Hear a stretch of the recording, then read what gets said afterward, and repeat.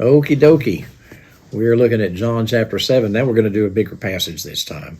We're going to do verses 3 through 9 of John chapter 7. And remember, we're talking about the Feast of Tabernacles. It's a week long. They would stay in these tabernacles and eat their meals there and, of course, fellowship with each other. And just a wonderful time in their lives. And they would have convocations where they'd get together at the temple and the priest would lead in a worship. And so it was really special. And Jesus' brothers, come on, we were raised in the same household with him. What do you mean this Messiah stuff? This is our brother that was raised in the same household. I am convinced that Mary, I'm sure, let them know that he was virgin born. And I'm sure that they looked at his personal life and they knew, even though he was a kid growing up, he wasn't sinning like they were. Now, he wasn't performing miracles and stuff like that. He didn't perform any miracles, the Bible indicates, until he started his ministry. But he lived that sinless life. But the brothers didn't believe on him until he had rose from the dead. And so in this particular passage, they're taunting him. They're kind of making fun of him. Okay, here he is. He's at his mother's home, I'm assuming, and the brothers say, "Leave here and go to Judea so that your disciples may see your works which you're doing. For no one does anything in secret when he himself seeks to be known publicly. If you do these things, show yourself to the world." For not even his brothers were believing in him.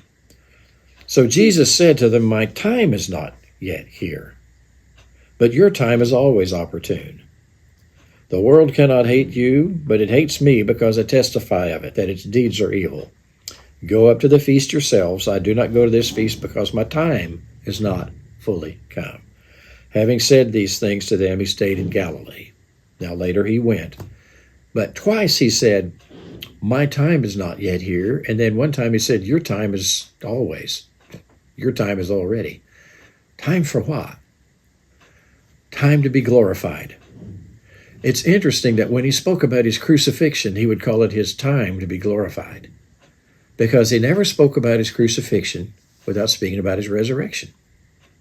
He was going to be crucified and then rise the third day and then go back where he came from.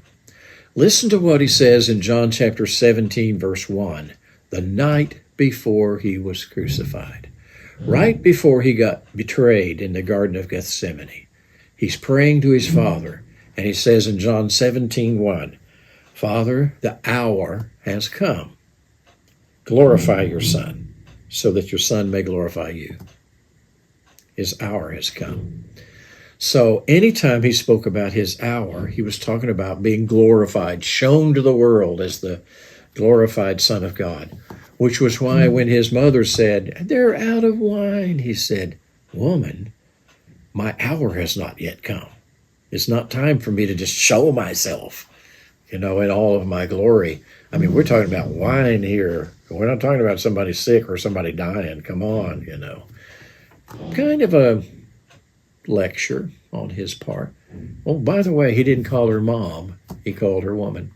Just thought I'd remind you of that. But his hour had not yet come. And so when he speaks about his hour, he speaks about the fact that he's going to be glorified. John 15, verses 18 and 19, then I'll be done. Speaking to the disciples the night before his crucifixion. "If the world hates you, you know that it hated me before it hated you. If you were of the world would love its own. But because you are not of the world, but I chose you out of the world, because of this the world hates you." To the brothers he had said,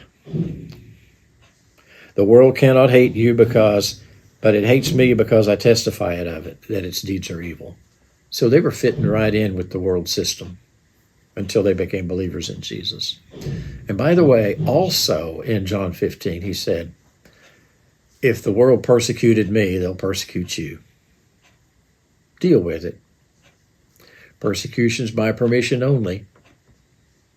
God protects you and me from persecution unless there's a purpose to be served by it."